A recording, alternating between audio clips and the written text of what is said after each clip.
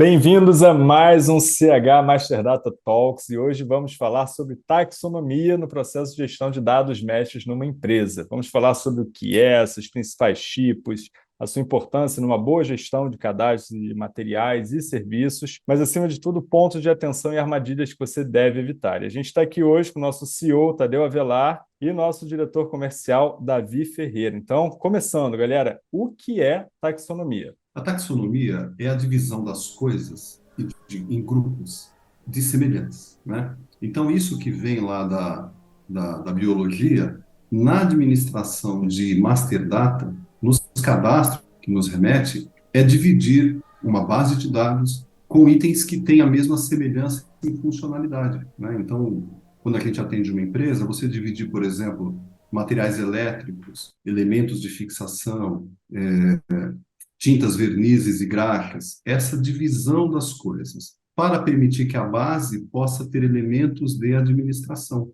Igualmente, isso vale para uma base de fornecedores, onde você também cria essa divisão, separando tipos de fornecedores, categorias. Em todo projeto que nós recebemos, essa estrutura é desenhada junto com o cliente. Perfeito. E se a gente continuar falando um pouco das suas aplicações, né? Além desses exemplos que você trouxe, que vocês extrariam aí de mais aplicação da taxonomia num trabalho da CH Master Data? Como o Davi falou, né, é uma estrutura organizada da informação. Então, ela é fundamental para todas as áreas da empresa. Então, você tem taxonomia para cadastro de fornecedores, de clientes, de materiais, serviços. E aqui, né, nós vamos falar um pouco mais dessa categorização na área de materiais. A gente vê, né, muitas empresas com dúvida, que taxonomia eu vou utilizar, como é que eu faço para organizar tudo, e a gente vê que é necessário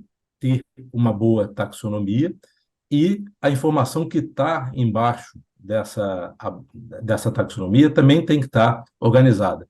Não adianta você ter uma taxonomia ajustada, vamos dizer assim, mas as descrições embaixo todas ruins. Então, você tem que arrumar, vamos dizer assim, as duas pontas, tanto as descrições quanto a taxonomia. No mercado, a gente tem várias taxonomias, né, de mercado aí como a UNSPC, que é uma taxonomia criada pela ONU, justamente para facilitar o comércio eletrônico, né? Você tendo um tipo de material, você sabe quem são os potenciais fornecedores daqueles materiais.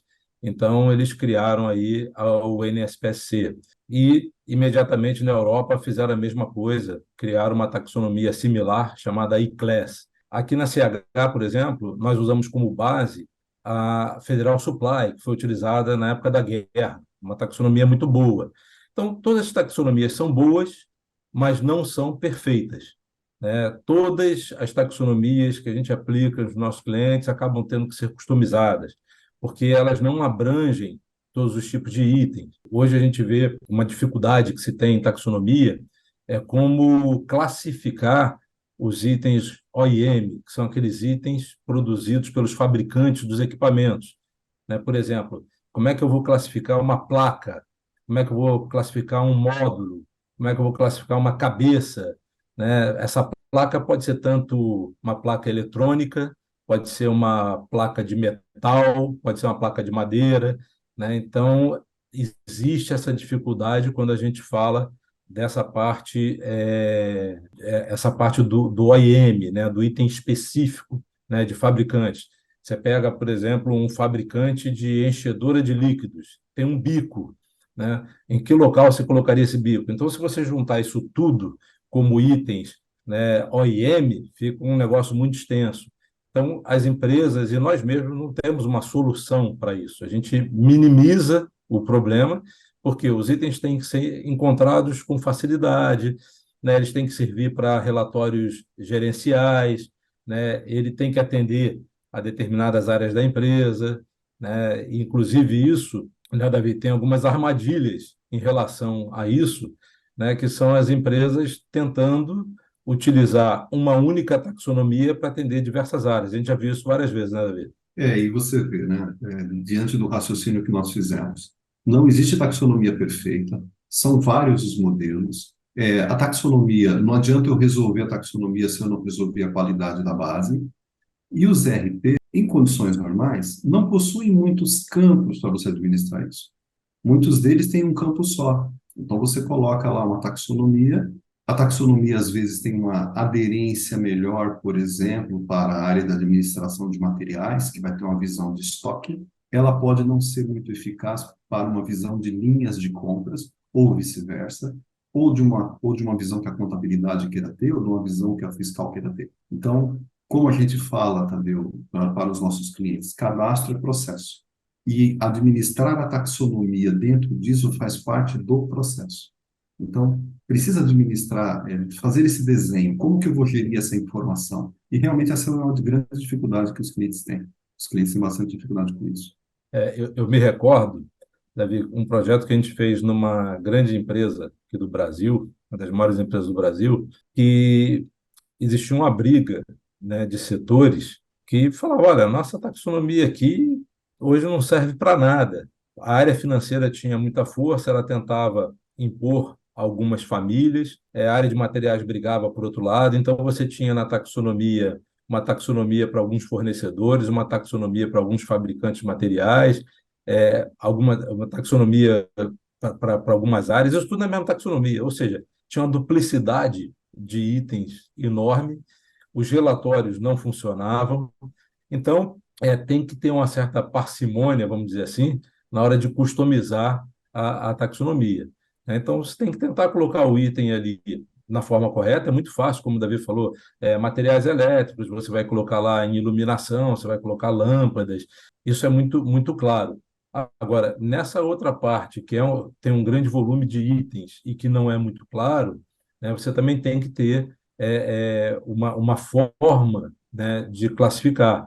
A gente dá algumas soluções para os clientes, nenhuma delas é maravilhosa, perfeita, mas é da forma, né, que as empresas conseguem trabalhar. E como o Davi falou, os RPs, eles também não têm espaço para colocar várias taxonomias, uma taxonomia que atenda uma área, uma que atenda a outra.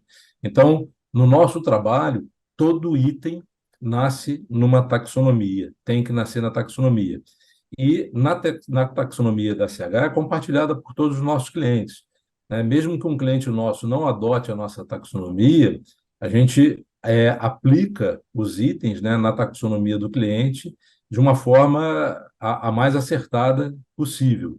E a gente vê a importância, né, de você ter essa classificação, essa categorização dos itens, que tem muitas empresas, eu vejo isso até nos Estados Unidos, eles não dão o tratamento para a descrição, mas querem que o item esteja na taxonomia correta, na classificação correta. Isso ajuda? Ajuda, mas não resolve, né? Como o Davi falou aqui, como a gente falou antes, o item tem que estar descrito corretamente, porque senão o item também pode estar numa taxonomia errada. Então, nós vemos aí que tem taxonomia para construção civil, né? Alguns segmentos adotam algumas taxonomias, mas as maiores mesmo hoje no mercado são o NSPC, a Federal Supply e a ICLES, que é muito utilizada, né, por empresas europeias, né? E você vê, né? Você falou aí de multinacionais, a gente, como cultura geral, a gente vê uma outra coisa também.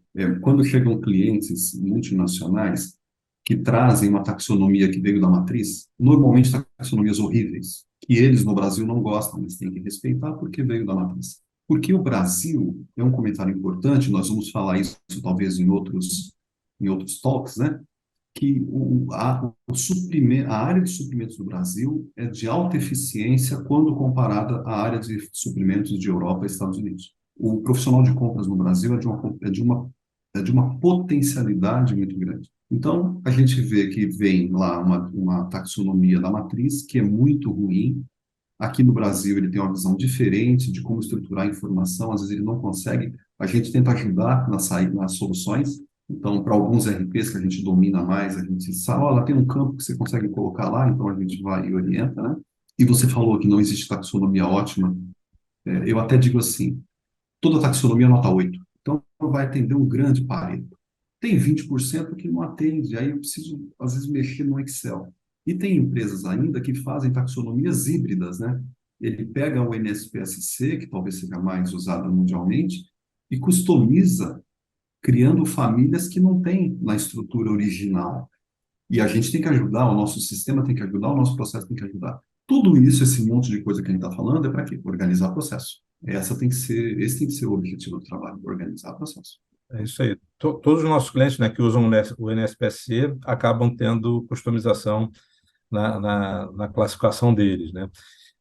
Eu me recordei aqui também, né, como é um tema difícil, né, a gente vê aí a classificação fiscal, né, da TIP, né, que determina os impostos, o IPI, o imposto de importação, e todo mundo sofre para classificar um item na NCM, né, a nomenclatura comum do Mercosul. O NCM é utilizado em vários outros países, mas tem essa dificuldade, porque nem todos os itens são fáceis, né, de definir. Mas, em suma, uma boa taxonomia tem que fazer com que o item seja encontrado com facilidade, que reúna, né, os itens abaixo, né, da mesma família, que ajude nos processos, né, de compras, né, e que faça com que os relatórios gerenciais, né, espelhem a realidade, né, mais próxima possível, né, da gestão da empresa. Tá? E para coroar isso de maneira fundamental com tudo isso, resultar no item que eu quero encontrar, que seja um item pronto para uso, com a descrição completa, perfeitamente configurada, né? Porque também não adianta eu fazer todo esse mapa para encontrar alguma coisa e quando chegar lá aquela informação não tem qualidade. É isso aí. É isso aí, Ian. Bom, muito bom. Obrigado, galera. Eu acho que ficou bem claro a complexidade do tema e a importância de ter profissionais e parceiros que dominam muito bem esses processos, que possam ajudar nessa construção de longo prazo, porque, como vocês falaram, é um processo, né, contínuo, não existe solução perfeita, mas com toda a experiência da CH Master Data, a gente consegue acompanhar essas empresas com as melhores soluções possíveis. E se vocês quiserem entender como que a gente pode ajudá-los de maneira mais específica, fazendo diagnóstico gratuito e entendendo melhor sobre o seu contexto, é só seguir as instruções aí abaixo, que a nossa equipe de especialistas vai marcar uma call com vocês, tá bom? Então, muito Beleza? obrigado, Tadeu, obrigado, Davi, e até a próxima.